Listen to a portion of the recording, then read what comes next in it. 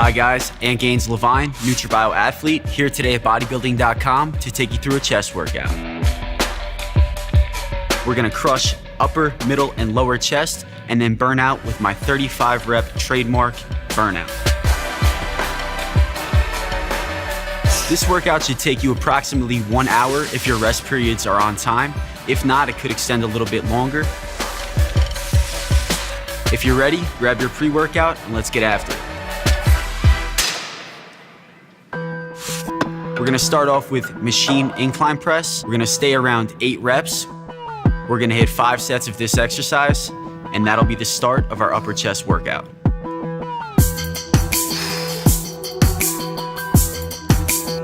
We're gonna start out with the machine, so we're on a strict range of motion, and we're able to really isolate the upper chest before moving into other various movements.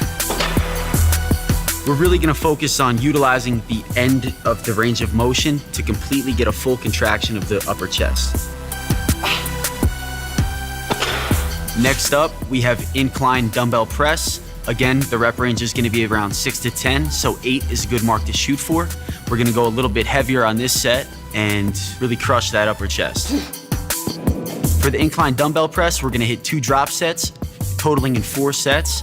We're gonna go heavier weight, switch to a lighter weight, give yourself some rest in between, and then go heavier weight, lighter weight again.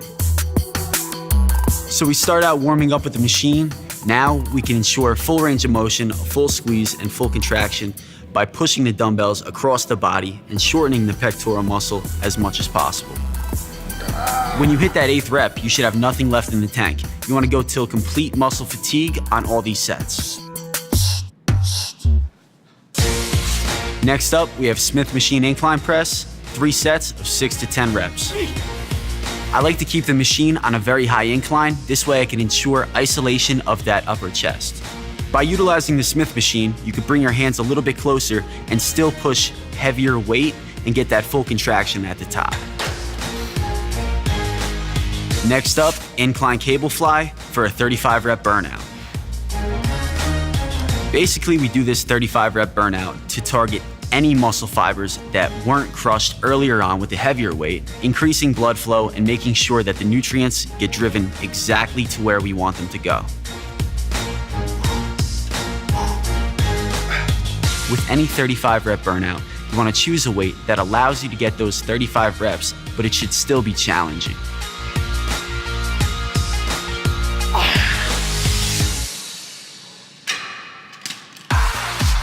By this point, your upper chest should be completely fatigued, filled with blood flow, but now it's time to move on to the middle chest and lower chest. First up for middle chest, flat bench barbell press. We have 5 sets of 6 to 10 reps.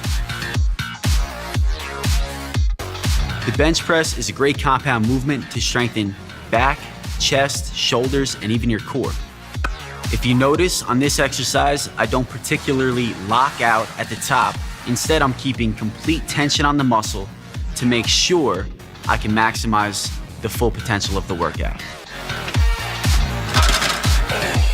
Next up, we have 2 drop sets of flat bench dumbbell flies. We're gonna stick around that 6 to 8 rep mark once again.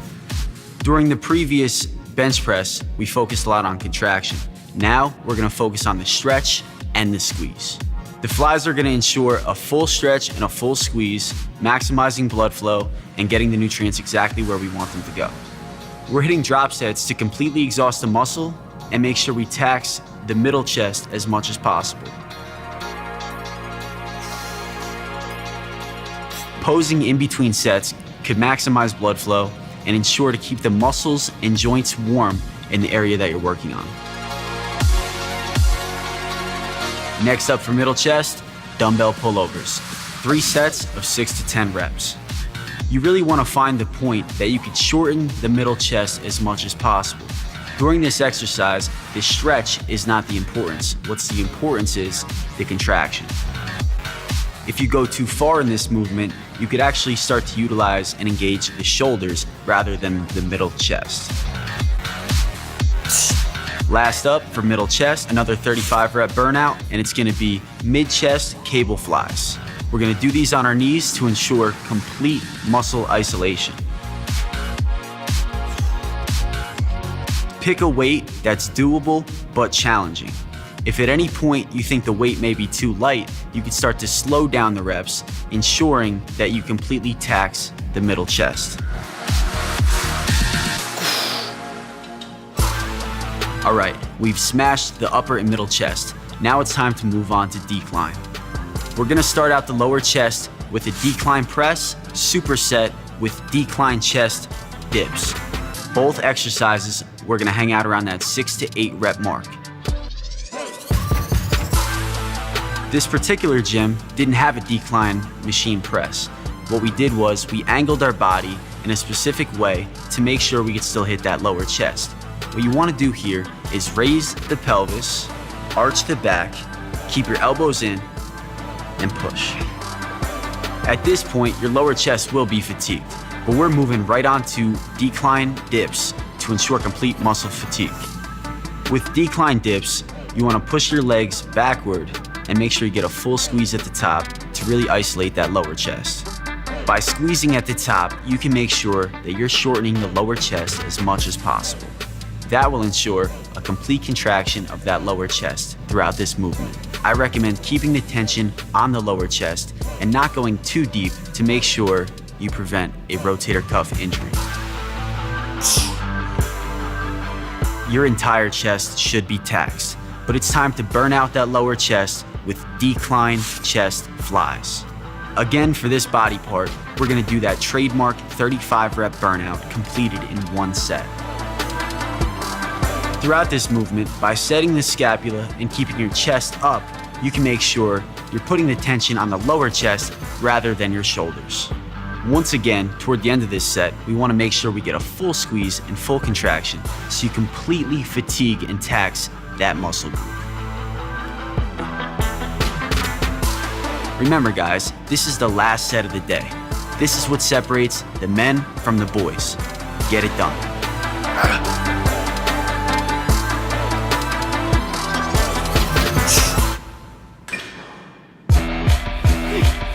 So you've completed my workout.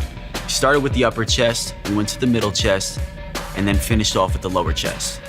You should put this chest workout into your split at least once a week. Complete this over a period of 4 weeks or more, and I will ensure you'll make muscle gains.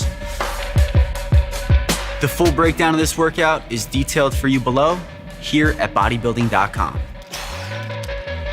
If you have any questions for me about this workout, you can find me on Instagram at AntGains.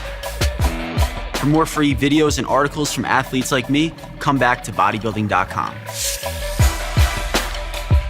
Click subscribe.